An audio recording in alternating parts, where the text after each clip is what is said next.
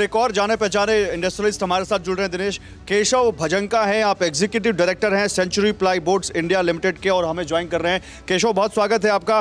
पहले तो आपका एक रिएक्शन, आप जिस इंडस्ट्री से आते हैं उस इंडस्ट्री को बजट को लेकर क्या दिखा, और एमएसएमई सेक्टर, कैपिटल एक्सपेंडिचर, तमाम तरह की बातें हैं, आपको क्या दिखता है, ये बजट कैसा है?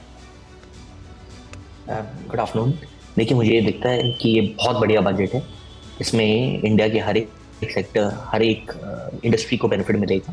कैपिटल एक्सपेंडिचर 10 लाख करोड़ से ऊपर, मतलब 2 साल पहले से डबल करना एक बहुत बहुत बड़ा स्टेप है, और ये इंडिया को अगले फ्यूचर के लिए ड्राइव करेगा।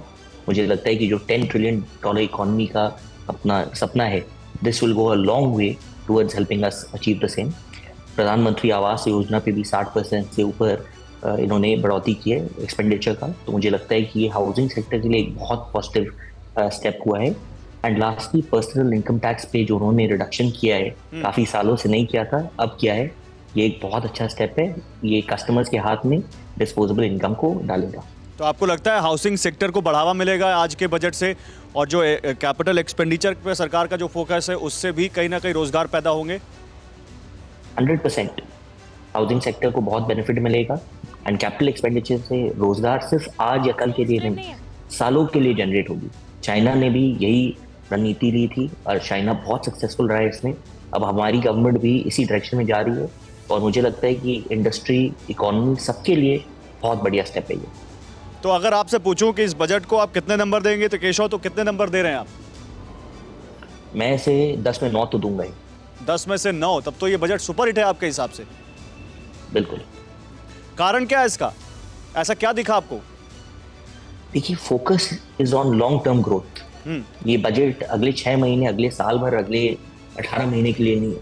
ये बजट इंडिया के फ्यूचर के लिए। तो मुझे लग रहा है कि ऐसा ही बजट हमें चाहिए था। कैपिटल एक्सपेंडिचर जितने सालों से नहीं हुई है वो अब शुरू होगी, मतलब और बड़े रूप में शुरू होगी। तो इससे इकोनॉमी का फ्यूचर दिखता है कि ब्राइट है। बहुत शुक्रिया आपका केशव जी, हमसे जुड़ने के लिए और अपना कीमती वक्त हमें देने के लिए।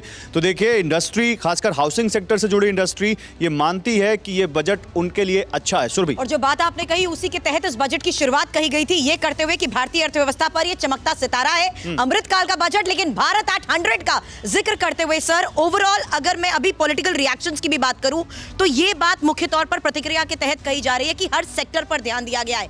देश की दिशा तय करता है हमारा ये बजट।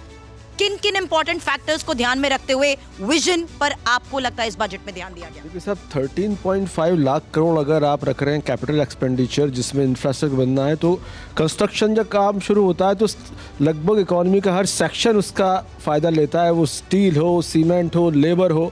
तो ये लॉन्ग टर्म में बहुत ज़्यादा फ़ायदा देने वाला बजट है और इसका एक विजिबल इम्पैक्ट दिखाई पड़ेगा। तो सबसे महत्वपूर्ण जिसकी चर्चा बात अब होनी चाहिए कि 13.5 लाख करोड़ का जो कैपिटल इन्वेस्टमेंट आने वाला है, वो आने वाले 5-7 साल में इकोनॉमी की और हमारे शहरों की तस्वीर बिल्कुल बदल देगा। और उसका लाभ जो है इकोनॉमी को, सेक्शन को, एक बात हमें समझनी चाहिए, 140 करोड़ का जो इंडिया है उसमें 80 करोड़ इंडिया का युगांडा है, उसके लिए पूरा इंतजाम है। उसमें 5-7 करोड़ का जो इंडिया का अमेरिका है, उसकी सरकार को चिंता नहीं है। अच्छा, इस पर मुझे 40 करोड़ का जो मिडिल क्लास है, वो रोग आने के बावजूद उन्हीं के पास आ रहा है, उनको पता है। तो बहुत स्मार्ट पॉलिटिकल और इकोनॉमिक